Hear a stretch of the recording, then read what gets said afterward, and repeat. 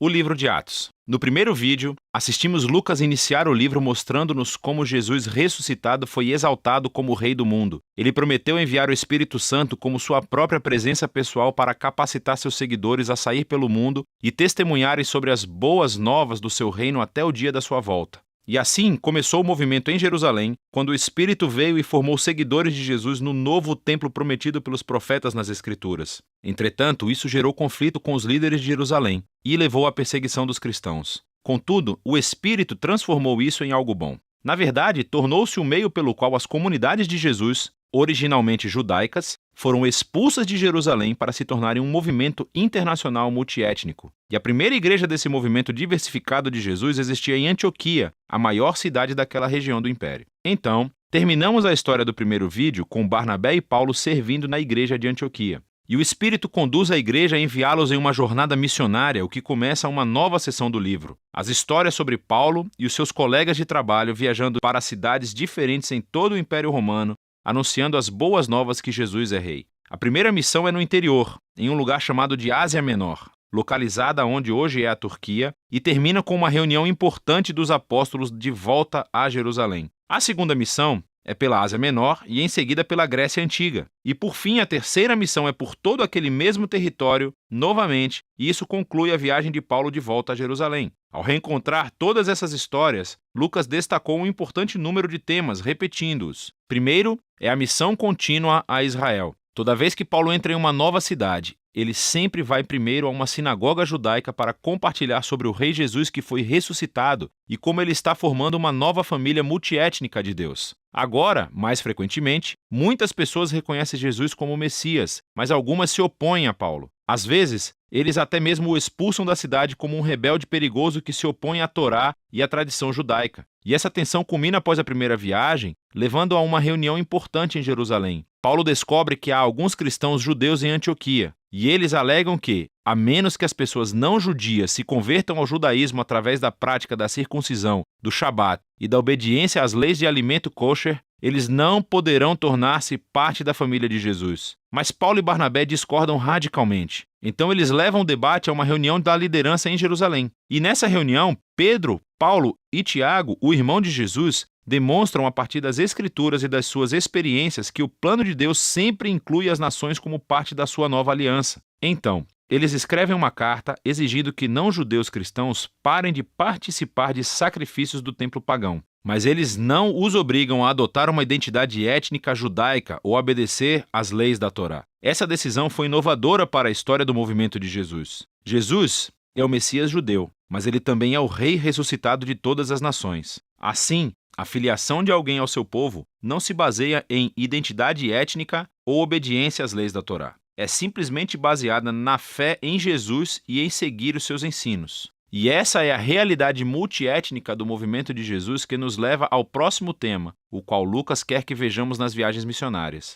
Ou seja, o choque de culturas entre os primeiros cristãos e o mundo grego e romano. Lucas registra vários confrontos em Filipos, Atenas e Éfeso. Paulo vai e anuncia Jesus como a revelação do único Deus verdadeiro e como o Rei do mundo, aquele que expõe todos os outros deuses e ídolos como impotentes e inúteis. E a sua mensagem é consideravelmente vista como subversiva ao modo de vida romano e ele é acusado de ser um revolucionário social perigoso. Essas histórias mostram como as comunidades monoteístas e multiétnicas de Jesus não se encaixavam em qualquer caixa cultural conhecida pelo povo romano. O mundo antigo nunca tinha visto nada como eles. E os cristãos estavam levantando mais do que apenas suspeitas. Outro tema que se repete é como Paulo e os cristãos são constantemente acusados de rebelião, até mesmo de traição contra César, o imperador romano. O povo ouviu Paulo corretamente. Ele anunciava que havia um novo rei, Jesus. E o povo também viu corretamente que o modo de vida cristão era um desafio para muitos valores culturais romanos. Mas toda vez que Paulo é preso e interrogado diante dos oficiais romanos, eles não veem qualquer ameaça e o libertam.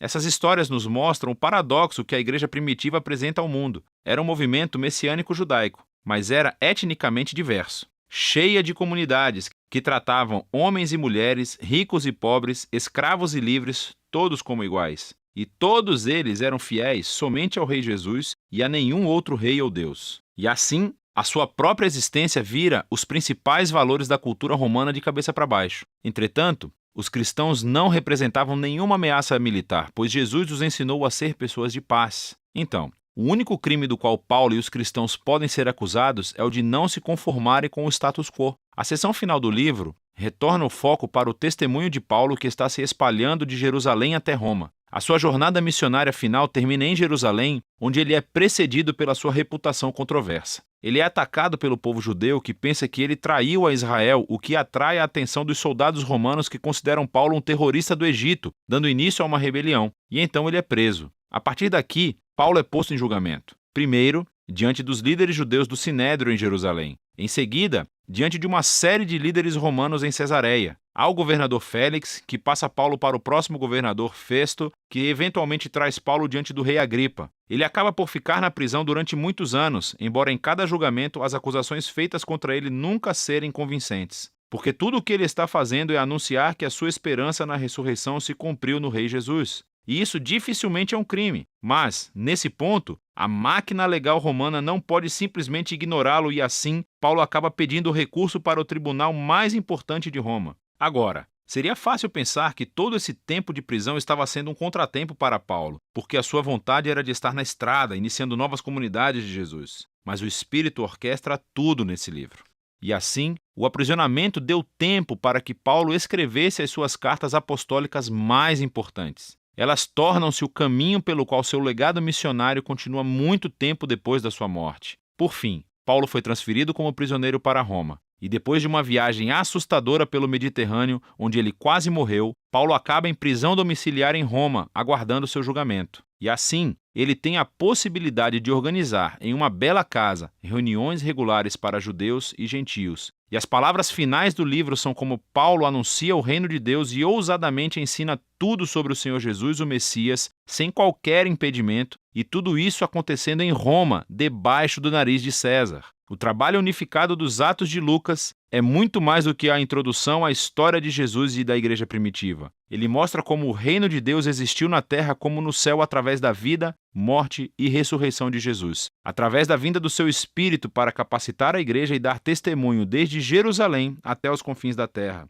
E como Lucas contou a história, ele nos deu exemplos do que é a fidelidade ao Rei Jesus. Exemplos em como compartilhar as boas novas do Rei Jesus que foi ressuscitado com palavras e ações. Significa formar diversas comunidades de Jesus, onde todo e qualquer tipo de pessoas se reúnem, onde são tratadas com igualdade, onde são fiéis ao Rei Jesus e vivem os seus ensinos. E tudo isso é feito confiando no poder e na orientação do Espírito para liderar o caminho a ser seguido. E é disso que trata o livro de Atos.